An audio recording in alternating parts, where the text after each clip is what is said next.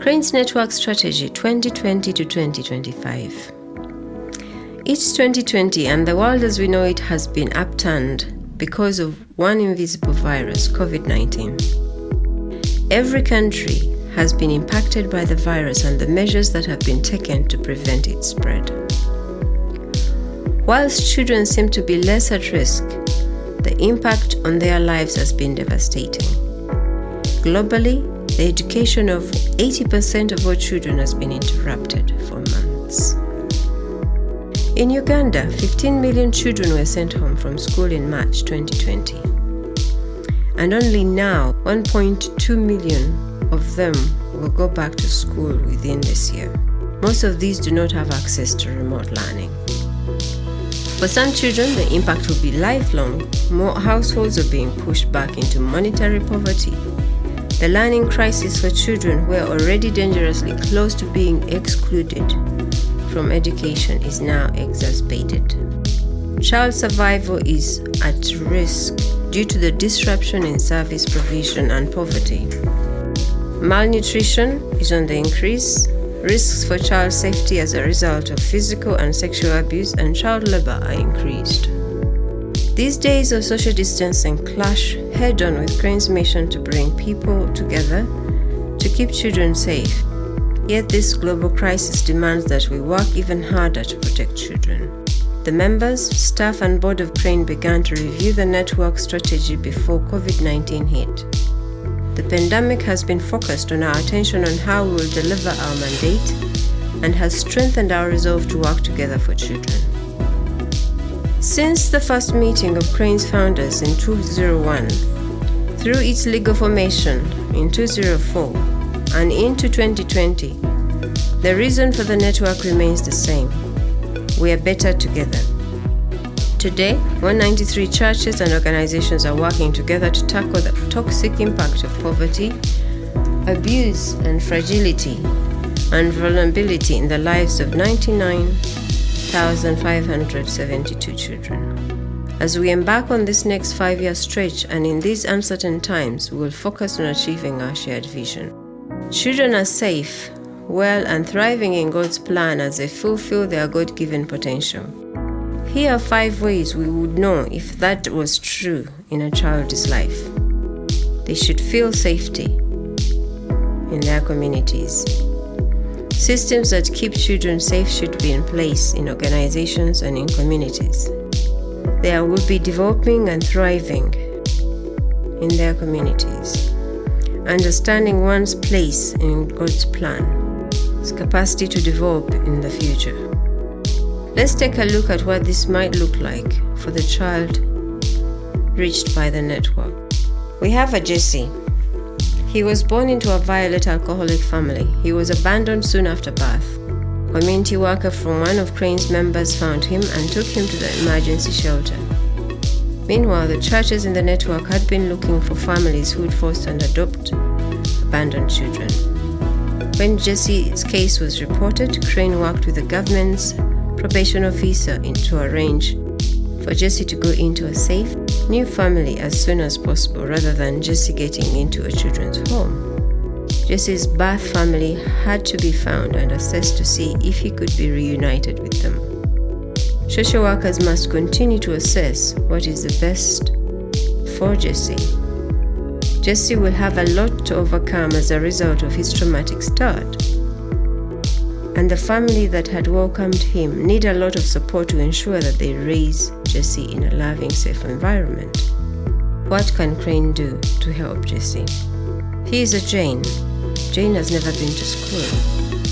When the Crane's community mentor finds her, the mentor speaks to Jane and Jane's parents, who agree that Jane should start attending a local creative learning center where she can learn to read and write. After 6 months, Jane is ready to go into mainstream.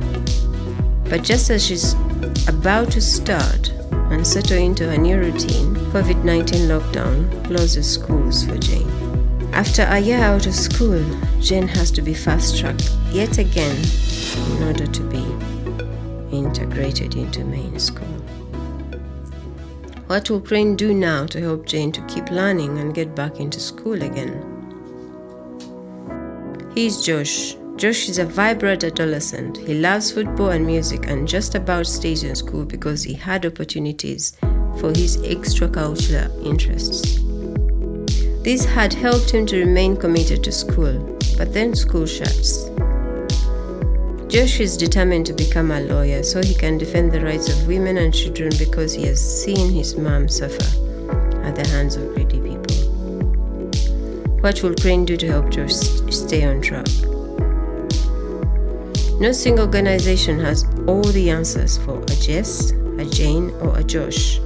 That's why Crane exists. We believe that if we work together, then we'll be able to help Jess, Jane, or Josh to be safe, well, and thriving in God's plan or fulfill their God-given potential. By working together, Crane will continue to leverage the collective strength of organizations and churches to share resources and expertise to provide effective long-term responses to the holistic needs of vulnerable children, whilst working with government to bring about lasting change. Crane's members will target 3 focused outcomes. Children will access safe, quality education. Children will enjoy safe spaces. Children will live in loving families. We believe that by targeting these 3 outcomes, we will tackle the barriers of poverty, abuse, fragility, and vulnerability that would otherwise prevent children from succeeding. How we will do that? Crane's Secretariat will support the members to build a coordinated, cohesive response. Crane's Network Building Program has 4 key drivers which work together to maximize the local Christian response to the needs of vulnerable children.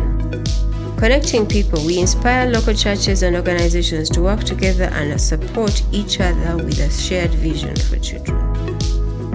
Building quality capacity, we build quality capacity for churches and organizations through training, coaching, and peer-to-peer learning to increase sustainability and quality of care for children. Deliver collective actions, we mobilize churches and organizations to work together to design and implement joint programs that meet the needs of children on a deeper level than any other organization could achieve alone. City influence for children, we will address negative attitudes and behaviors towards children and engage with decision makers to achieve greater protection and opportunities for vulnerable children. Who can be in the network? Firstly, we do what we do because of our shared values in the Christian faith, which gives us our conviction that children are at the heart of God and should be especially protected and prioritized. We serve our children and work with anyone who wants to achieve the same outcomes for children, but at the heart of the network, we have the shared values. Secondly, any member organization is required to achieve and actively pursue ongoing improvements in its policies and procedures, and are required to have a child safeguarding policy as a prerequisite to membership. Thereafter, an organization is expected to meet Viva's quality improvement system standards within 2 years of joining the network in order to maintain its membership. QIS, which is Quality Improvement System, covers child protection, child well-being, financial accountability, governance, project planning and design, and people care. Individuals with special skills and interests that can be shared within the network are welcome to be part of the network. We invite you to join the journey for the next 5 years as we seek to give Jess, Jane, Josh the best chance to be safe, well, and thriving in God's plan as they fulfill their God-given potential.